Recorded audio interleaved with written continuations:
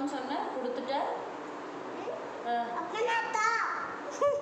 என்னது அம்மாவையே அப்பனா சொல்றியா? இதை பேசுறியா? சொல்லு. வாய் வரைய ஒரு வைக்கிட்டா? கொஞ்சமா இருக்குதா? கொஞ்சமா அடி போட்டா?